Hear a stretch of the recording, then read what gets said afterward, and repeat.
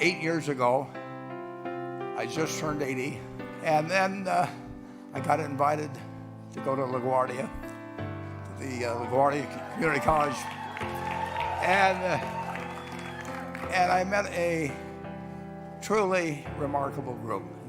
Male, female, Hispanic, African American, whatever it might be, these people had one thing in common. You know, they knew they had it in themselves. They knew they could be something beyond where they were. They were willing to put their time, their energies to better themselves. I would like to just tell you a couple of short stories, and we'll draw maybe a couple of lessons from them. I would like to tell you of two women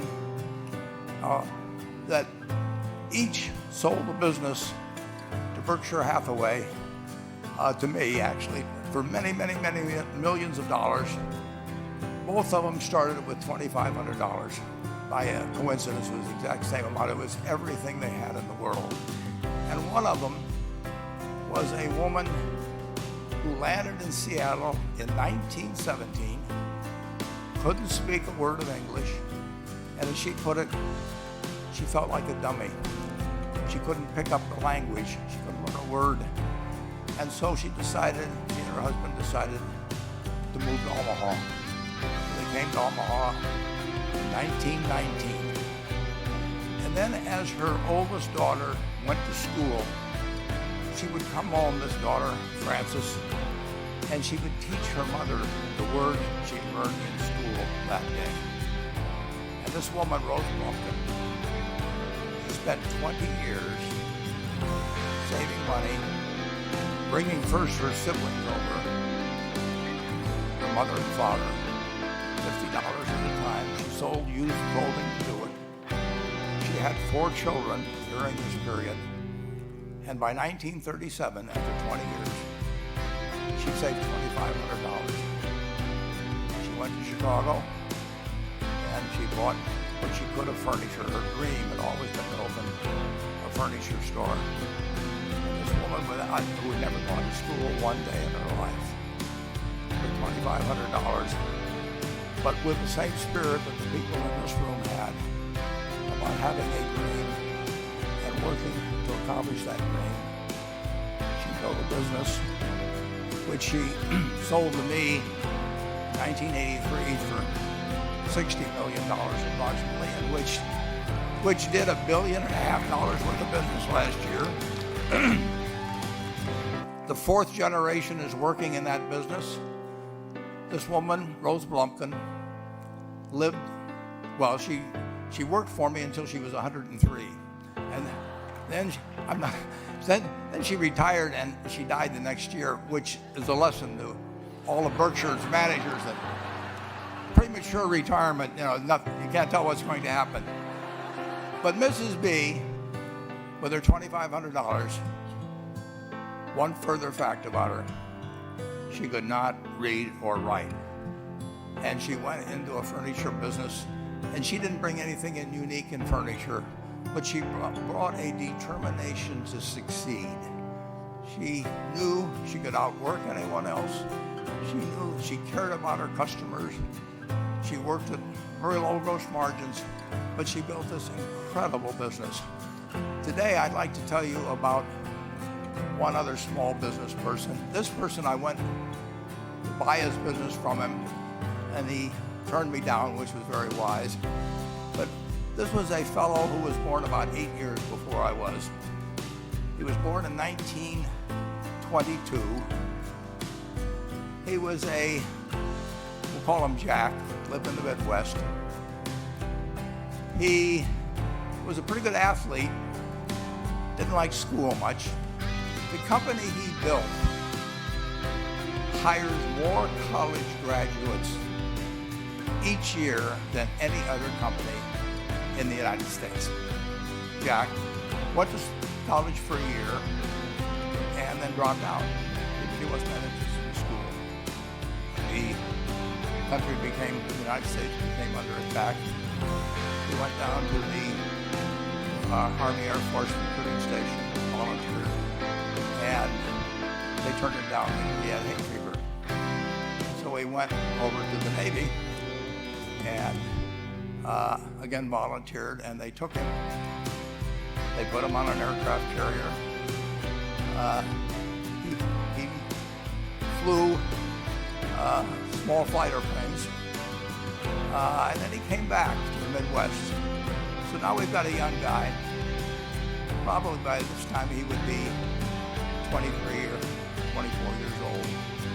And the interesting thing is, he got back to the Midwest, and he actually kind of went from one job to another for a short period of, or not such a short period of time. And he finally became a used car salesman at a Cadillac dealership in St. Louis, Missouri.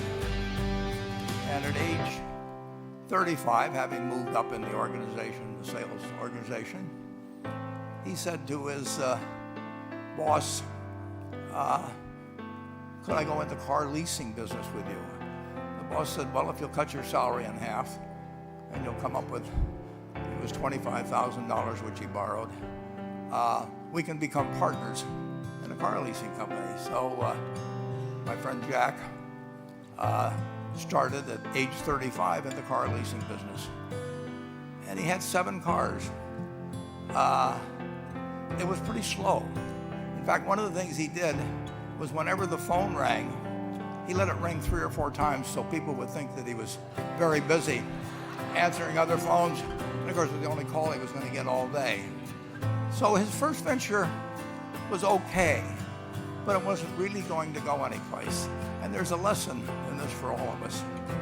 At age 40, he decided, with 17 vehicles, 17 cars, he was going to go into competition in the rent-a-car business. So now he's taking on Hertz and Avis and National and people like that who have hundreds and hundreds of thousands of cars. And he's got 17 cars, and his cars aren't any different than theirs. I mean, he's buying them from General Motors or Ford or Chrysler. And he can't get the airport locations. Those companies have them all sold up. But he was determined that he would basically offer the customer, can't offer him a different car, but he can offer them friendlier service than they've ever seen. And so he started the company. He named it after the battleship that he'd flown from in the Pacific, which was the USS Enterprise. And he died about a year and a half ago. But when he died, his rent-a-car company, starting with those 17 cars, was worth more than Hertz and Avis and all the rest of the rental cars put together. The man's name was Jack Taylor. He didn't invent artificial intelligence. He didn't do anything that, just like Mrs. B selling furniture, I mean, any one of us could have entered those businesses.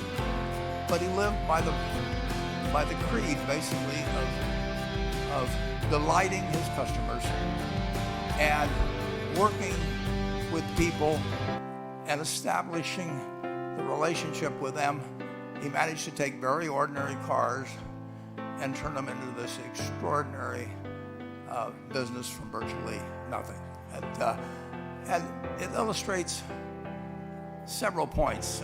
One is, you don't necessarily get it right exactly right the first time. I mean, the car leasing business, basically you were competing on the cost of money to finance cars. And it's very hard to delight a customer when you just give them the car and tell them to send you a monthly check for 5 years and you'll be back at that time. So his talents were being wasted basically in that business. But at the age of 40, with all of that experience behind him, he found the golden key, and he took a very ordinary business and turned it into an absolutely extraordinary operation. And just like Mrs. B or Rose Blumpton did with furniture, he didn't worry about the things he couldn't change. but he did focus on the one thing he could change, and that was the customer's experience. Henry Ford, as you may know, failed twice before he started the Ford Motor Company in 1903. I mean, the test isn't whether you get the greatest business idea in the world the first time out. The test is whether you keep learning as you go along what your strengths are and what you can do for your customers, what you can bring especially to the party. And to do that, you need a genuine desire day in, day out to delight the customer. I've never seen a business, and I've seen a lot of businesses, but I've never seen one that delights the customer that doesn't succeed. I mean, what you want is that customer the next day when they think, do I want to rent a car or do I want to buy some furniture? What goes through their mind? It's the place where they've had a great experience. I don't know what I paid for this. Actually, probably if somebody gave it to me for purposes of this speech, I will say I have no idea, but or the shirt, but I do know, I will remember how I was treated when I bought it. You long forget about the price, but you never forget when you had a good experience or a poor experience with the purchase experience. You'll have a hard time finding a person that's had a wonderful experience, a delighted experience in purchasing anything that isn't going to come back. And similarly, if the memory is of rudeness, indifference, whatever it may be, they're never going to come back. And as a small business owner, and as you grow, you have to not only be able to protect that interest in people's well-being and delighting them yourself, but you have to do it through other people. And you won't be able to do it through people who themselves do not feel they're being fairly treated, that their views aren't appropriately considered.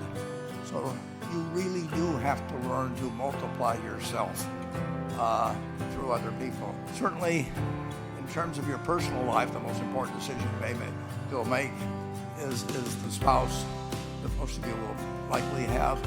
And it's very important to surround yourself with people that are better than you are.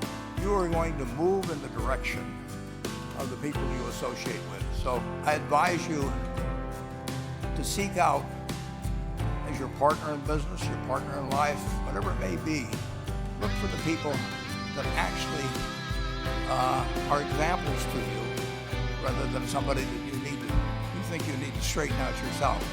And simple rules like that, delighting customers, working for other people, associating with people that will cause you to move in a better path than you might otherwise have. It will take you so far in life.